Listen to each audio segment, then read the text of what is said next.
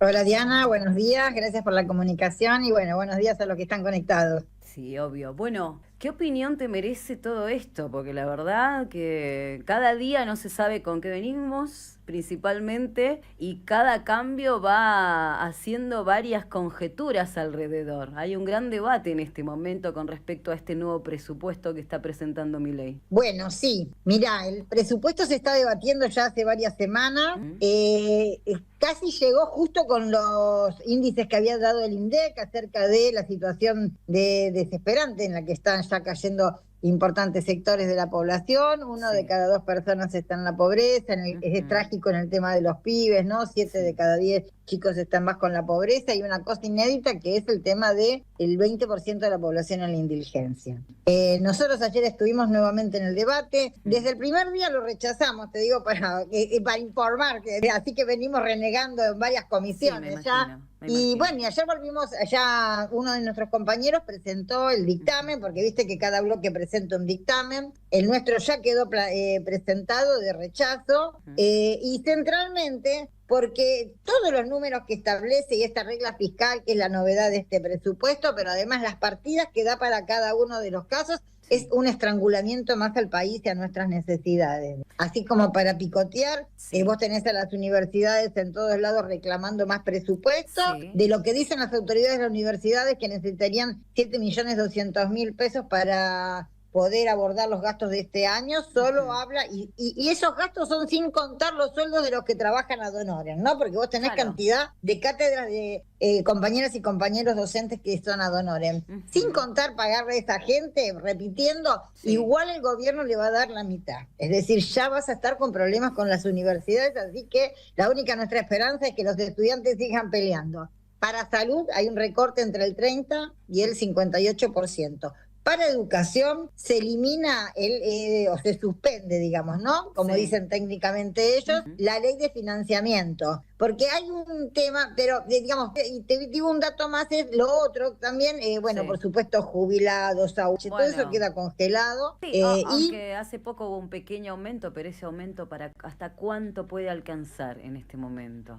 para los jubilados decís, Sí, nada, digamos, claro, es pues decir, que digo, están en es 380.000. como, No, no podés como algo nada. Le congelan los insignificante. 70.000 pesos, ¿viste? Es eso Mm. que se los dan por fuera del básico, le queda Sí. la partida eliminada. Hay Ujú. otro tema, Sí. antes de darlo de fondo, que es lo más, que es el CONICET. O sea, la ciencia y la tecnología, digamos, de la Ujú. semana pasada vinieron desde los directores del CONICET hasta becarios que hace 14 meses trabajan gratis porque no le bajaron las partidas, Ujú. denunciando que hay un cientificidio, digamos, ¿no? Algo que es tan importante. Mm. Estamos hablando, porque ellos lo vulgarizan, ¿no? Que el Sí. CONICET, que el INTI, que estudian a la novia de Superman. No, los científicos nuestros han descubierto semillas que bancan la Sí, sequía, para obvio. hortalizas Mm. y verduras que puedan bancarse y producirse bajo la sequía. Mm. Tenemos dos reactores en medio de la crisis energética, dos reactores energéticos, Ujú. el Karen en Bariloche y acá en Ezeiza otro, están Ujú. paralizados porque no hay presupuesto. Sí. Del Bateiro, que es un instituto de ciencia, pero reconocido mundialmente, ya se fueron 45 docentes investigadores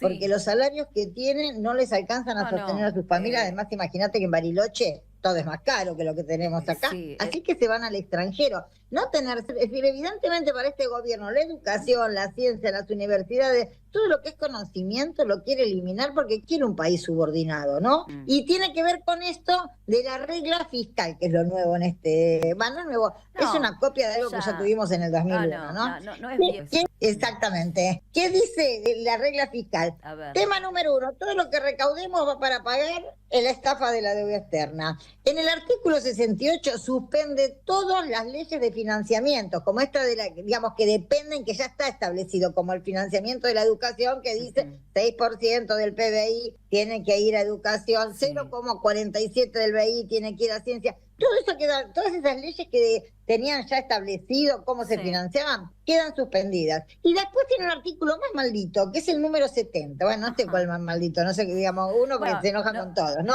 no sé cuál ¿Qué? sería el más vaso que venimos. Claro, bueno, por eso, no dice el más maldito para redondear, pero Mm. ¿qué dice el artículo 30, Sí. 70, discúlpame, Sí, de sí, sí. la regla fiscal? Ujú. Si alguno de los números no nos da, es decir, si recaudamos menos por exportación, si recaudamos menos Sí. por la sequía, X todo esto cuestión. se cambia. Está lleno, lo digo, porque hay un discurso político, ¿no? Que sobre todo usa el Unidos por la Patria, que es algo tenemos que votar, si no le dejamos las manos libres a Milei para que haga lo que quiera, como pasó más o menos en el 2023, que fue un ajuste y discrecional. Ahora, en realidad, aunque lo votemos, con ese artículo que dice, si los números no me dan, acá lo principal es pagar la deuda y después todo lo demás se va a cambiar, es lo mismo, ¿entendés? Entonces acá, desde el Frente de Izquierda, por supuesto, desde el primero hasta el último día vamos a decir digamos que hay que rechazarlo. Y presentamos, sí, nosotros un expediente hace 3 días con un plan económico, un plan de emergencia, claro, digamos, porque no es una cosa acabada, pero sí estableciendo de que, para contestar esto de que no hay plata, ¿no? Que es una gran mentira. No hay plata para nosotros, los que trabajamos, los jubilados, la gente. Para lo que conviene. Para lo que conviene hay plata, para lo que no conviene no hay plata, y obviamente, como bien decís, en el plano de educación se puede estar invirtiendo un montón de cosas, se podría hacer un balance de un montón de cosas y analizar un montón de cosas de fondo, pero no, vamos directamente al foco de acá, saquemos la plata y perjudiquemos a todos. Están en esa postura, en eso no me cabe duda, y mismo, como bien decís, muchos docentes están yendo de las cátedras dentro de las universidades que tenemos, lamentablemente lo he visto, he tenido conocimiento de eso, y no solo eso, también a muchos docentes tienen que decidir si quedarse a trabajar en la universidad por poca plata o irse al plano privado, como bien decís vos, irse afuera del país. Ahora, meterse con la cuestión de los científicos, cuando se está avanzando con la nueva tecnología, hablar de todo eso, de ese avance y atrasar a nuestro país, y no apostar a la parte científica que tenemos, es increíble el discurso y las contradicciones que se presentan constantemente. Porque hablamos de la inteligencia artificial, va a encontrarse con personas que tienen que ver con ese ámbito y no permite, y hace un retroceso en nuestro país cuando hay mucho potencial en nuestro país en ese ámbito científico y avance en un montón de cosas en estos últimos tiempos, y más en nuestro país. O sea, aunque él no lo crea, porque parece que no lo ve afuera, es así. No, está bien lo que decís vos, la contradicción del discurso de la mentira del discurso, digamos, ¿no? Pero la conclusión concreta es, como todo es para pagar la deuda externa, no nos importa tener un país bananero. Yo digo, sin ciencia, sin universidad, sin la recuperación de nuestra riqueza, somos un país cada vez más subordinado. Si no tenés las universidades donde los profesionales, a los científicos, eso que decís que de inteligencia artificial, uno de los máximos exponentes de los científicos en la construcción de la inventiva esta y la inteligencia, es argentino, es del Basteiro, y es uno de los que se va. Está porque no puede sostenerse, gana 1.600.000. Digamos, en Bariloche, si acá 1.600.000 ya se te complica, y por supuesto es un sueldo de privilegio para el 80% de los trabajadores que no ganan eso, por supuesto. Pero bueno, se te va, porque en Bariloche eso es poco, y porque bueno, si te ofrecen algo en el exterior, entonces hay una fuga de cerebros, está en ese sentido. Y eso nos hace cada vez más dependientes y con cada vez menos herramientas para desarrollar una economía al servicio de todos. Por eso nosotros insistimos, se puede conseguir plata, no es que no hay plata. El tema es de dónde la sacamos, porque los presupuestos, entre otras cosas, y ese es el rasgo más grande de la injusticia, que vos cuando tenés que contar de dónde está la plata, esta que después se reparte para pagar la deuda, tanto menos, más poquito para acá, más poquito para allá, el grueso de los ingresos en el presupuesto nacional es lo que pagamos los trabajadores y lo que ingresa por el IVA. Por eso es tan regresivo esto. No, porque no hay sobre las ganancias de los laboratorios, que hay que decir en el primer trimestre, más del 9.000% ganaron los laboratorios. Las empresas alimenticias, 1.300% aumentaron las ganancias de unos 9.000%, aumentaron el otro 1.300%, y no quiero aburrir a los números, pero son ganancias exponenciales que tuvieron entre la liberación, la devaluación con el dólar, la desregulación de todo. Entonces, no le cobras impuestos a ellos, pero sí para aumentar la recaudación y resolver las necesidades, pero sí pretenden, con nuestra plata que pagamos en el IVA y lo poquito que entra por impuesto a la ganancia de los trabajadores que ganan más arriba de 1.400.000, eso es lo único que se recauda. Ahí está el grueso de lo que es el presupuesto. Ahora, esa plata sí, en vez de que quede para nosotros, va para el fondo. Entonces, ¿nosotros qué decimos en nuestro plan? Primero, cobremos impuestos a las ganancias directas, que eso no pagan impuestos a los empresarios sobre las ganancias directas. Suspendamos el pago de la deuda externa, es el otro punto, porque en cada pago de la deuda se van nuestros derechos, nuestras necesidades, y la deuda, cada micrófono que nos ponen desde el Frente de Izquierda, insistimos, es un fraude del empresariado. Ellos piden la plata y después vienen sus partidos políticos, los que defienden su bolsillo y estatizan esa deuda. Entonces termina siendo una deuda que tenemos que pagar todos los argentinos, pero están las cuentas bancarias, hay que pagarlas, como dice la gente, sí, hay que pagarlas, pero que las paguen los que la tienen en las cuentas bancarias. No todos nosotros, con lo que le falta a los jubilados, con lo que le faltan los presupuestos para mujeres, los presupuestos, lo que sea, para vivienda, para todo lo que necesitamos, digamos. Bueno, no quiero acaparar tanto el micrófono, digamos. Todo bien, todo bien. Es importante que también esto se vea y se analice de fondo, porque tampoco es armemos un presupuesto y no ver todos los puntos a poder ver y analizar con respecto a esta situación. Porque una cosa es tener una óptica determinada, apuntar hacia algo, cuando hay que escuchar las otras voces de los diversos partidos a ver qué plantean. Pero bueno, ahí también hay toda una puja política, yo creo, dentro de los partidos, viendo cuáles son los intereses propios o de sus representados, en algunos casos. Porque esto es una realidad. Algunos van por intereses propios y otros van por intereses de los representados. Lamentablemente tenemos esto y últimamente yo creo que hoy el pueblo no se siente tan representado por sus representantes dentro de distintas cámaras. Hay que ver qué va a pasar con todo esto, como decís, Mónica, y además lo que creo que hay que ver es cómo venimos en el plano económico principalmente, cómo hemos pasado estos últimos tiempos, ¿no? O sea, antes del gobierno de Milei y hoy mismo, cómo venimos afrontando los argentinos la situación económica. No sé, ustedes lo ven constantemente y lo están analizando como pueden. Mira, si tendríamos que hacer un resumen y continuando con esta obsesión de basta de... ¿Ellos qué dicen? La Argentina tiene que honrar sus deudas, tiene que pagarle al Fondo Monetario para estar dentro de los dictados del mundo, para no aislarnos, para poder progresar, si no vamos para atrás. Ese es el discurso que venimos escuchando con todos los gobiernos. Si dejamos de pagar, vamos para atrás, se viene todo abajo. Ahora, si vos te podés cuantificar, desde que estamos pagando la deuda externa en este país,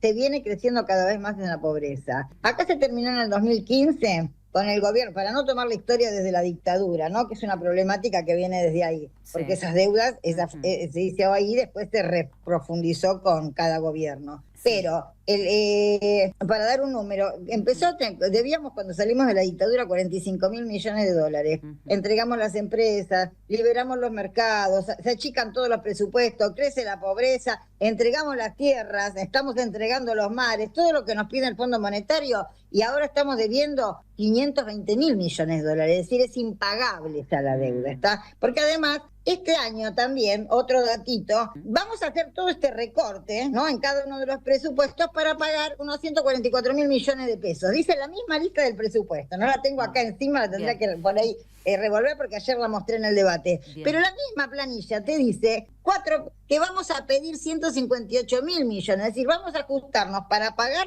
y vamos a volver a pedir préstamos para poder solventarnos. Es decir, es infinito el ajuste, ¿me entendés? Es una dependencia, eso es un sometimiento porque es usurero todos los bancos mundiales, la forma con la que nos tienen acogotadas. Sí. Pero yendo nuevamente, vamos pagando y la pobreza cada vez es más grande. Terminamos en el 2015 con el gobierno de Cristina en el 30% de pobreza. Vino Macri con esto de pobreza cero, si no sé si te recordás la campaña, terminamos con el 38%, aumentó la pobreza. Vino Fernández, nuevamente el peronismo, y nos dijo que iba a llenar la heladera, bla, bla, bla, terminamos con el 42% de la pobreza. Y Milei ahora ya solo en 8 meses nos dejó en el 53% de la pobreza. Entonces, venimos cada vez retrocediendo. Hay que se está consolidando, sí, ya más de un tercio de la población en una pobreza crítica y constante, ¿no? Que ya no, digamos que hay que abordar medidas de fondo, si no es imposible solucionar esto. Y sí, yo creo una cosa que vos decís, es justo